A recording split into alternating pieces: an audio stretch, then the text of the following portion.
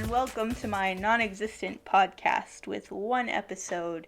Today we'll be going into a case study on the country of Guyana. We'll start with a quick overview of its history, look into its socioeconomic sphere and its industries, and then go into the impending border crisis between Venezuela and Guyana. The reason that I decided to do my case study on Guyana is because of the headlines about potential conflict between Venezuela and Guyana because of the border disputes.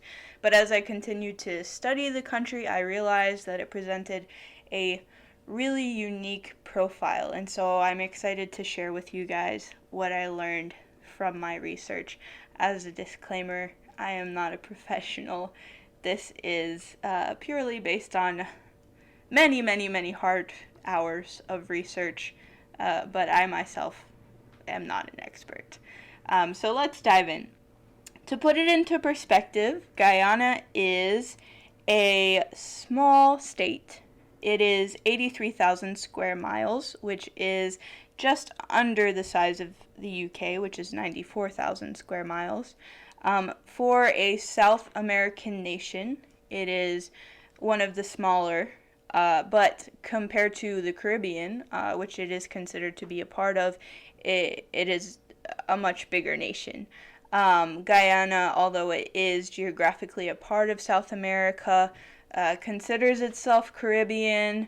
Culturally, it acts Caribbean, and politically, it is a part of CARICOM, or the Caribbean Community.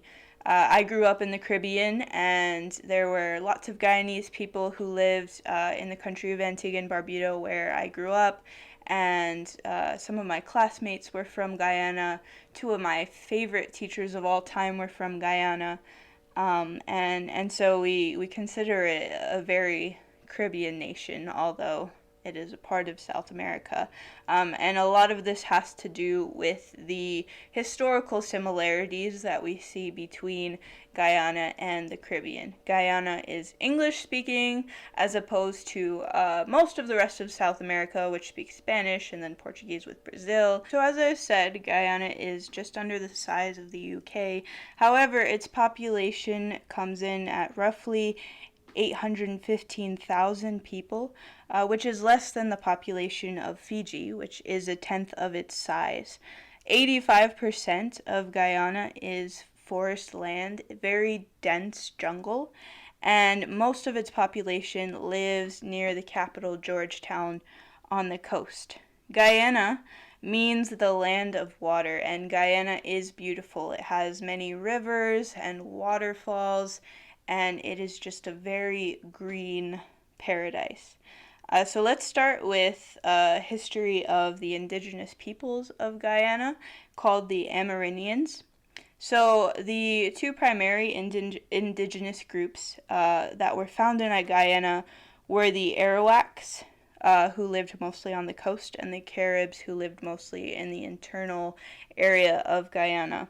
And the Arawaks were a very peaceful people. They were great at fishing, they were great at agriculture, and they were just known for being a very peaceful tribe. The Caribs, on the other hand, were waging war against the Arawaks, were constantly trying to expand their boundaries. They were a war tribe. They were violent, and it was taught to me as I was growing up that they were cannibals. But as I further researched this topic, I believe that might just be something that the conquistadors told people.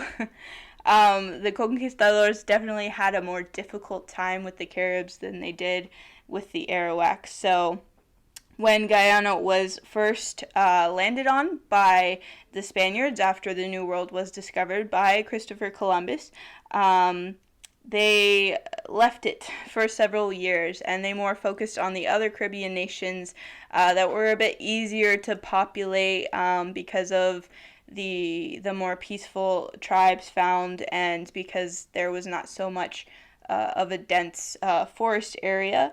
And so Alonso de Ojeda was the one who first landed on Guyana in 1499.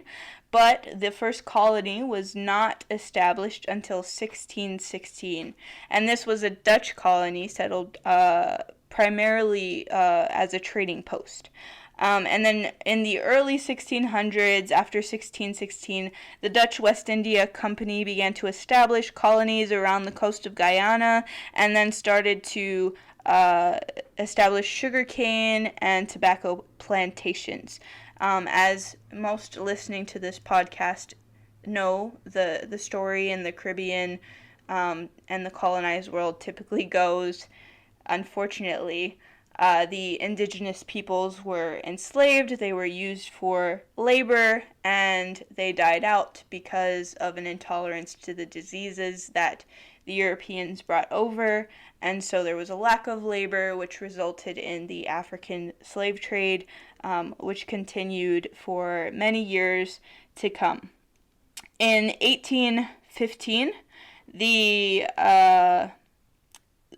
Dutch had three colonies, Essequibo, Demerara, and Berbice. In 1815, they decided to secede these to the British, and in 1831, these were consolidated as as modern-day Guyana, or as it was then called, British Guyana. In 1834, the slave trade was abolished, and at this time, many Indian indentured servants came over.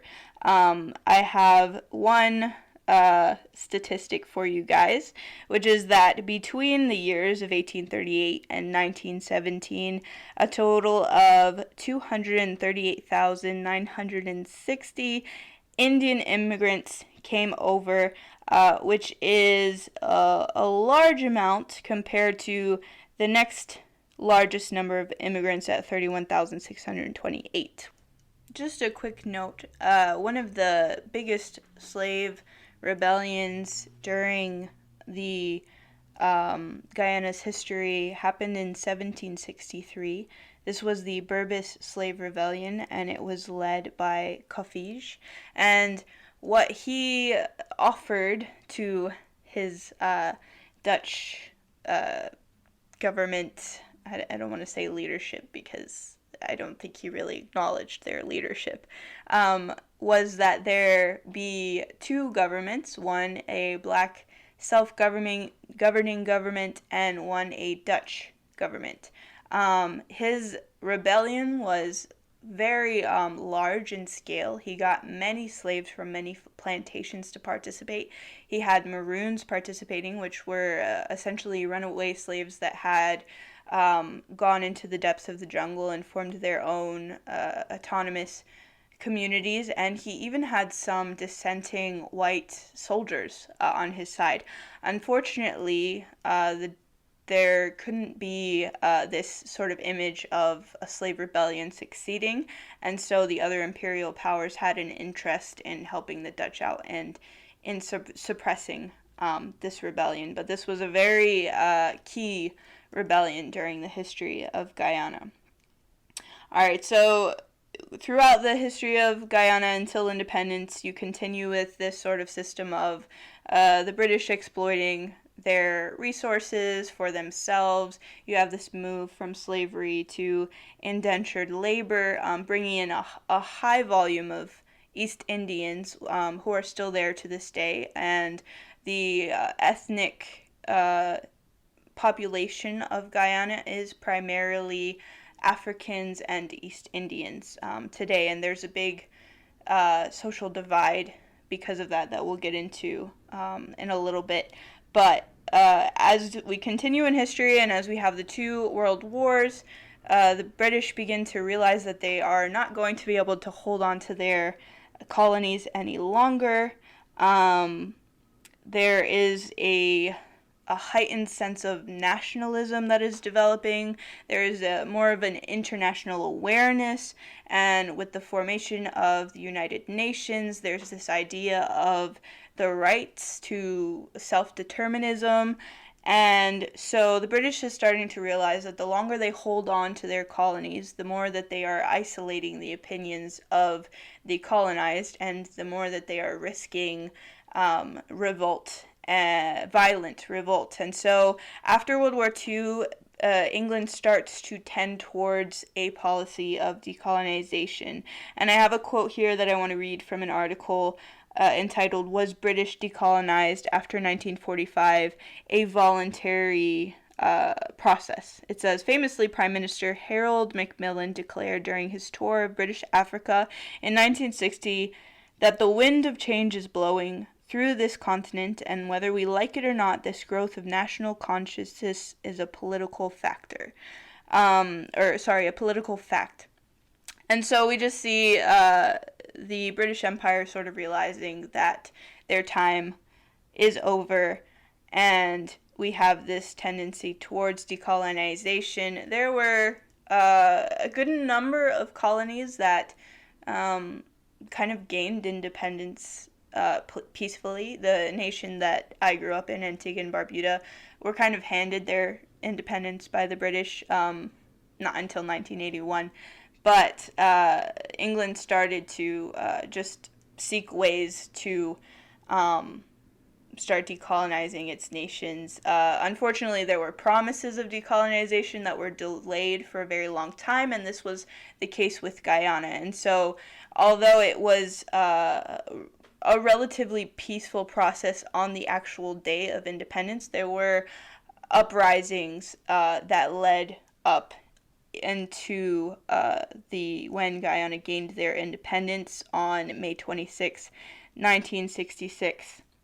And a big part of these uprisings had to do with the ethnic politics of Guyana. Like I said, there was a separation between the East Indian population of Guyana and the African population of Guyana, and this was this characterized the political parties very well. So initially in the 1940s, there was unity between the African and East Indian populations of Guyana as they were protesting working conditions.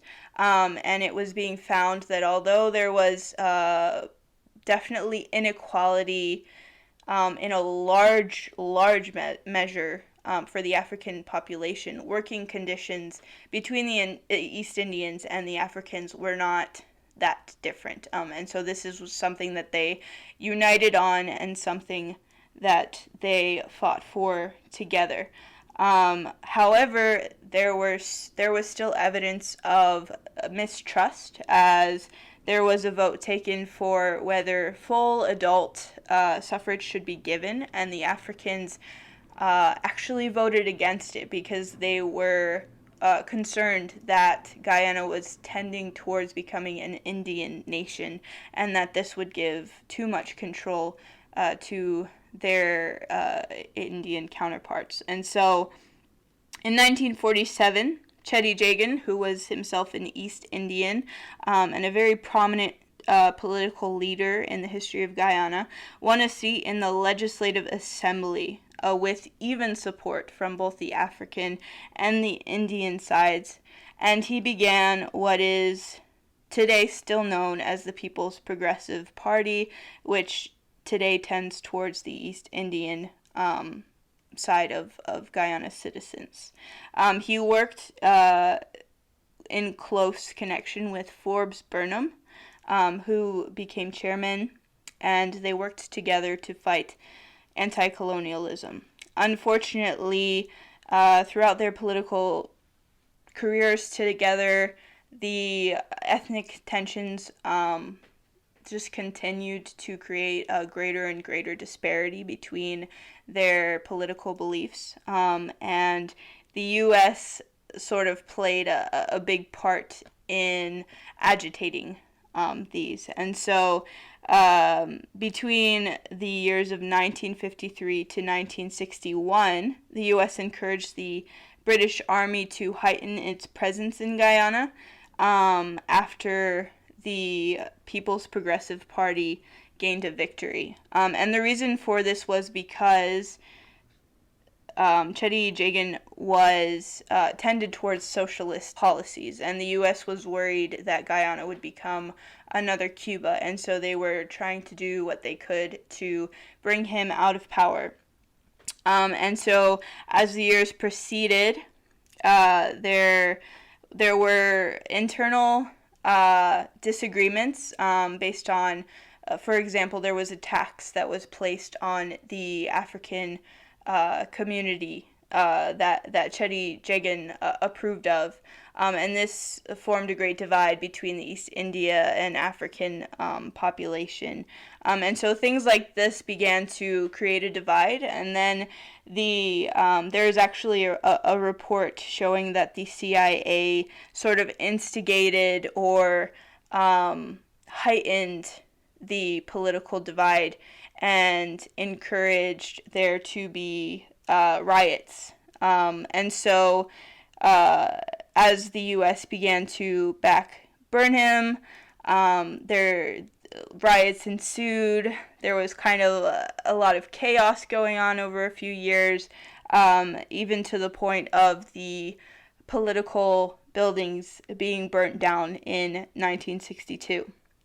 And so Burnham separated from Jagan completely, and he formed his own party, the People's National Congress, which is today called a Partnership for National Unity and is primarily the African Party.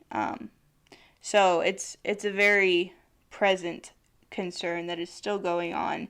Microaggression still continues, and there are still disparities in terms of the poverty that is seen primarily with the African population as opposed to the East Indian population. Primarily I have a friend who studied in the medical field, and she told me that primarily in the medical field you see East Indians because this is just not something that the African population can afford. And gang violence continues.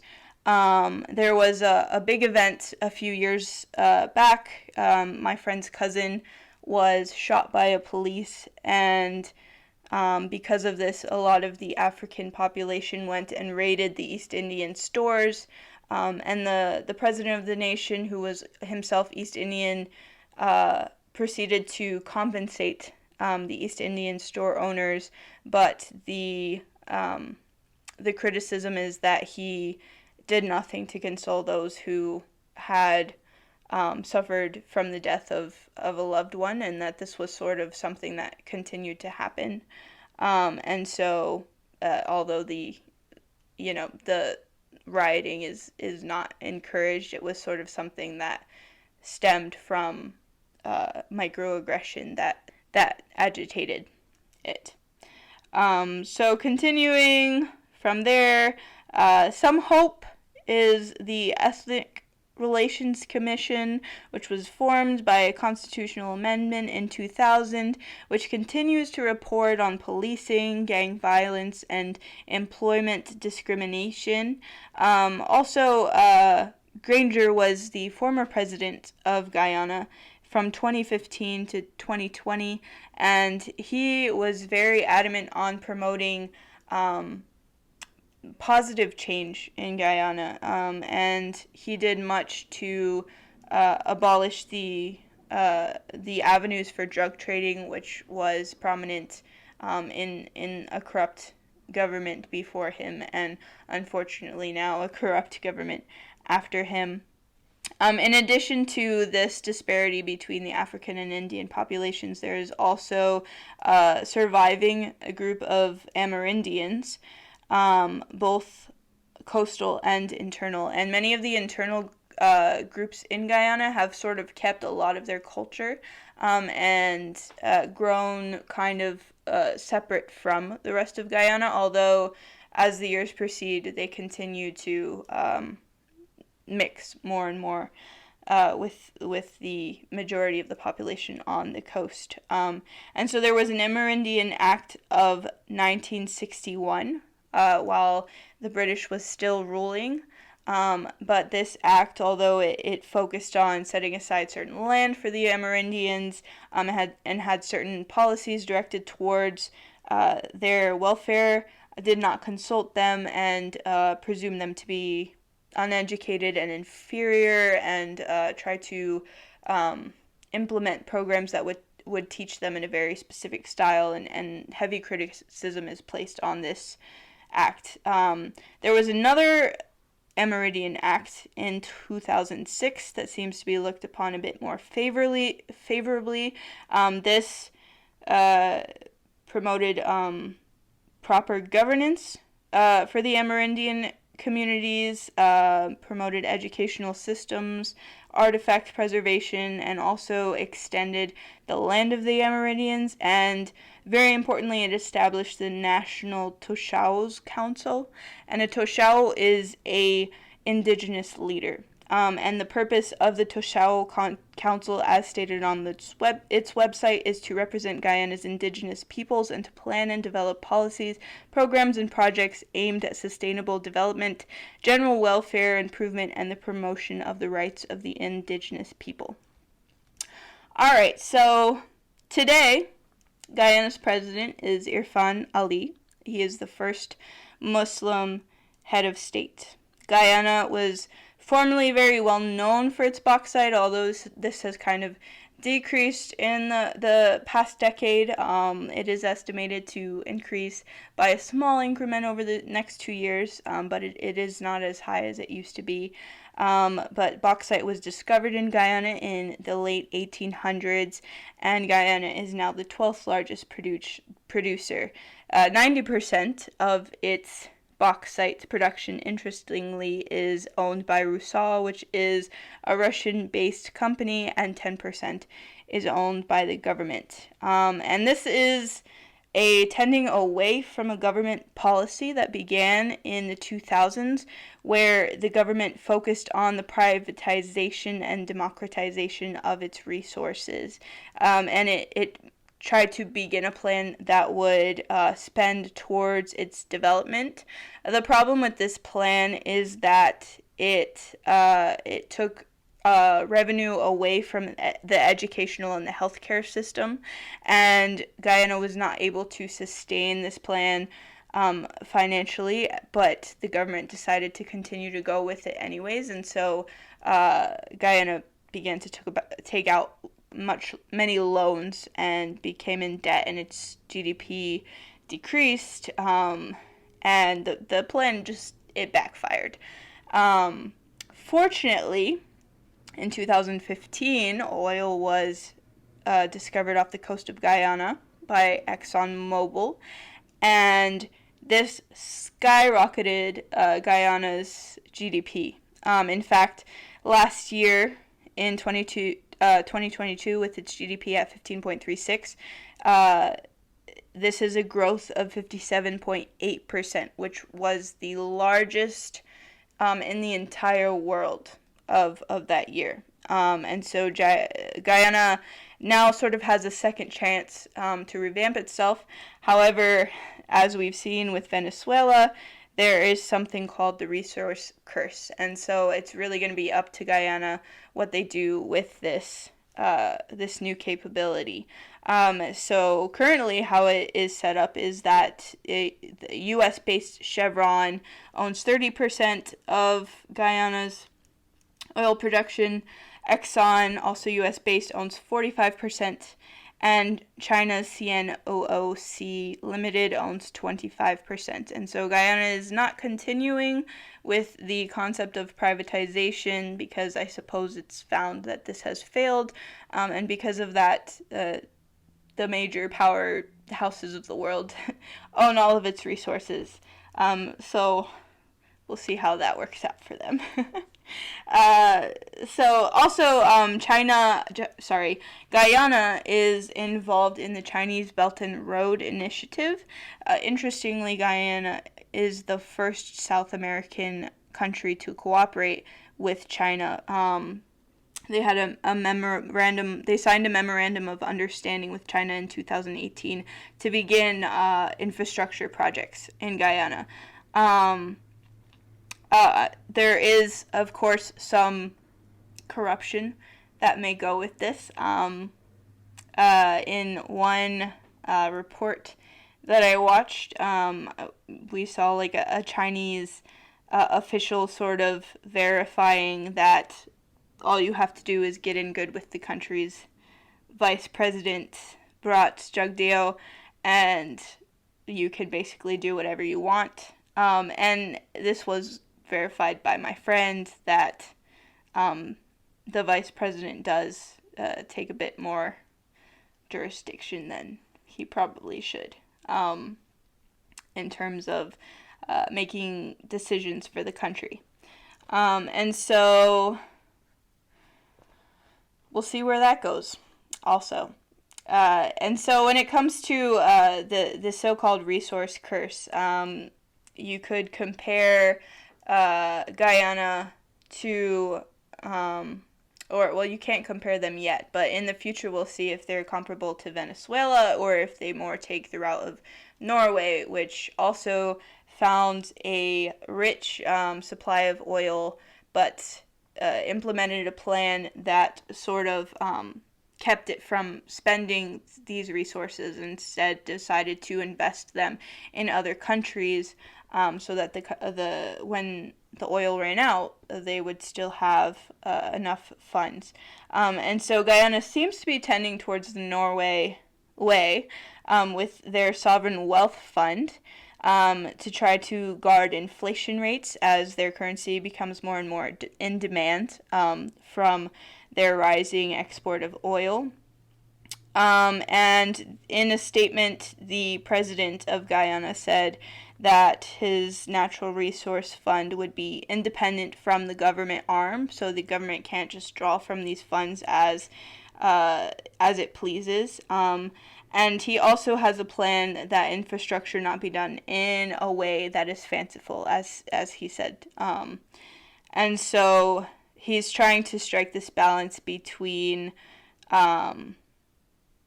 understanding the priority of governing his nation. And he also is committed to sustainable development as an oil producing nation. They are aware that sustainable development is a goal, especially for their economy, which is their coastal line, which is very affected by flooding. And he claims to be very interested in the green and blue economy. And so these are goals that the president has. So hopefully they are able to use this resource wisely. This resource is kind of like power, and with great power comes great responsibility. So I am looking forward to seeing how Guyana does with this quote-unquote potential resource curse.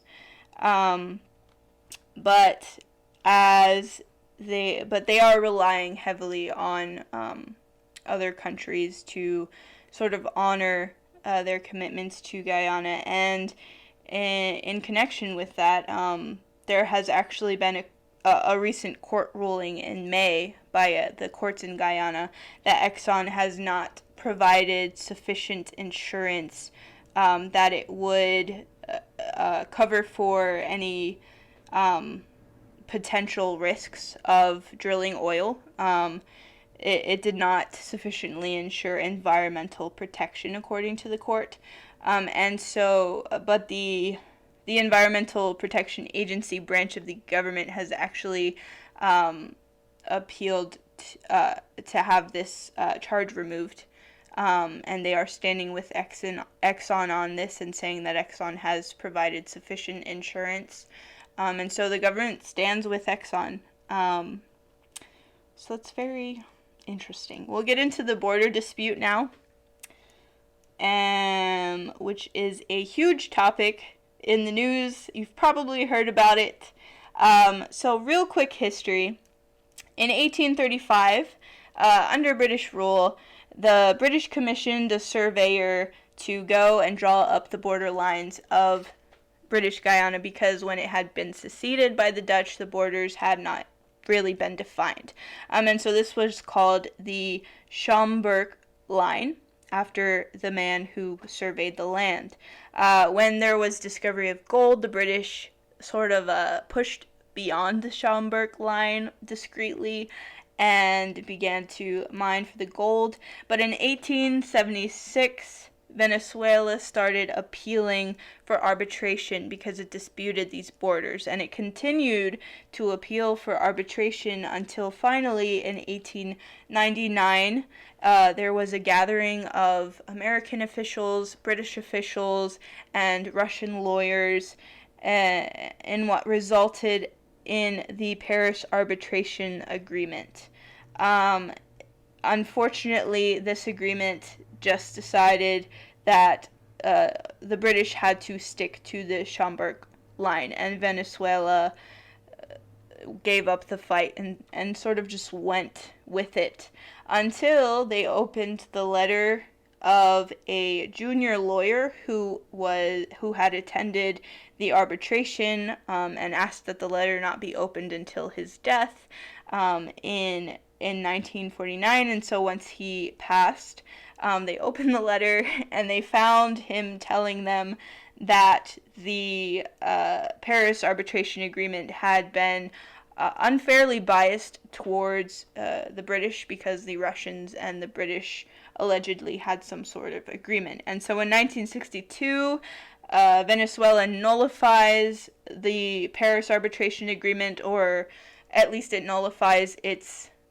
agreement to the agreement.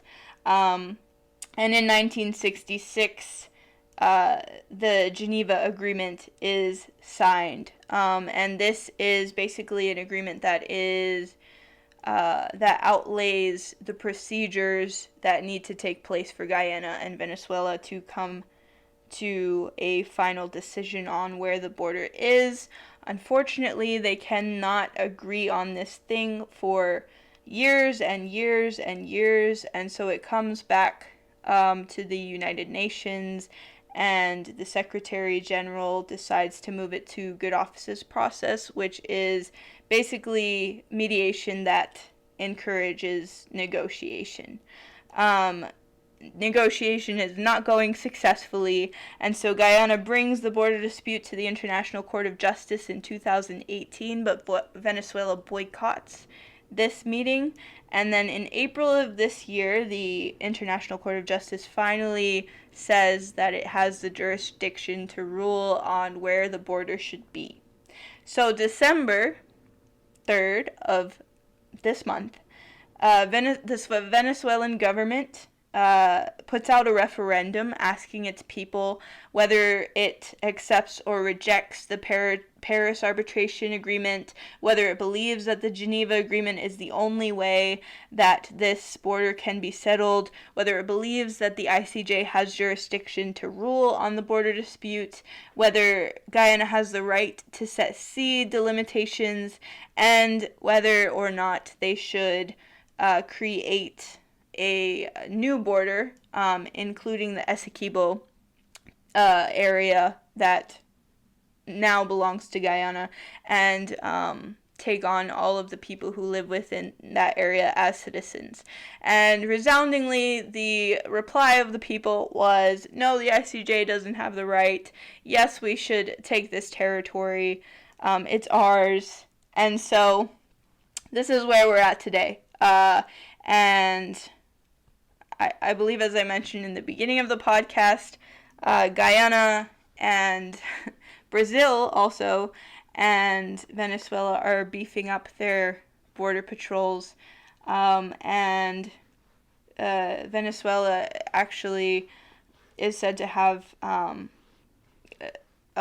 lot of resources from Russia, a lot of military resources from Russia, and certainly has higher military capability than Guyana because of this agreement with Russia for the supplying of weapons. And so a bit of speculation here. Some of the potential motives for Venezuela bringing this border dispute that's been going on for literally over a century now is because Venezuela's elections are coming up. And it is possible that the current government is a bit wary of the results of the elections, and so you would like to distract from or create a military state where the elections have to be delayed.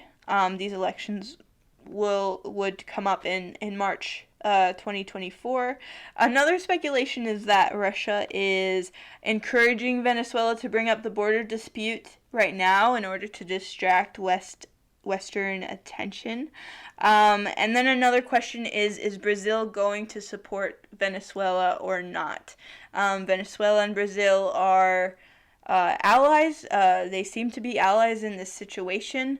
And one of Guyana's strong points in this whole dispute is that it has really, really heavy, dense jungles. And so it's going to be very hard for Venezuela to get in there unless it attacks by sea or goes through Brazilian borders with Guyana.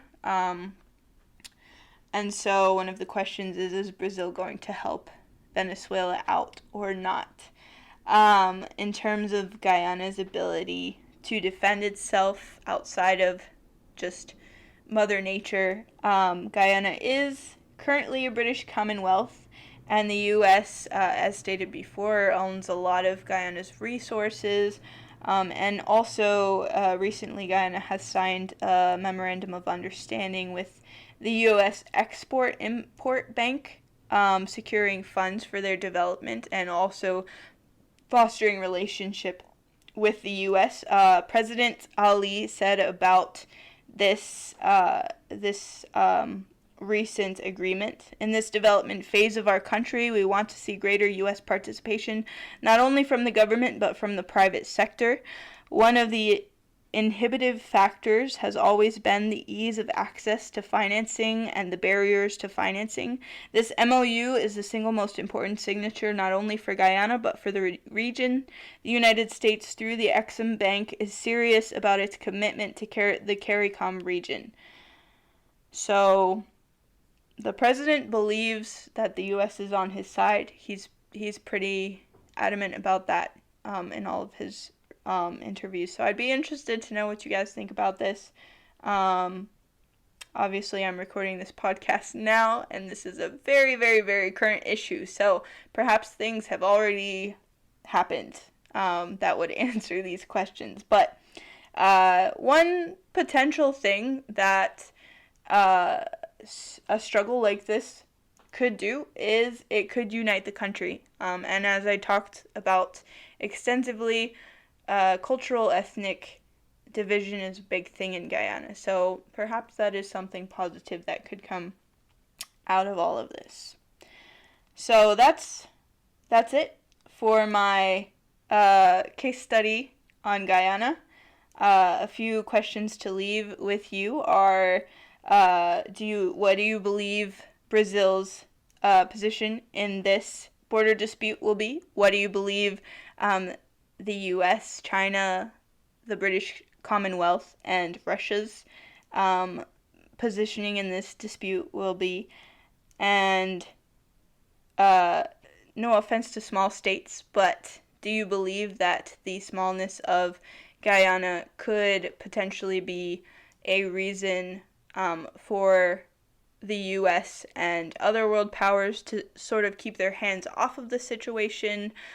Or do you think that there is a big interest because of Guyana's rich resources and the fact that it is growing significantly since last year? And my last question for you guys is, what is in the rest of Guyana? Guyana has deep, deep, deep jungles, and that's got to be a place for something interesting to be going down.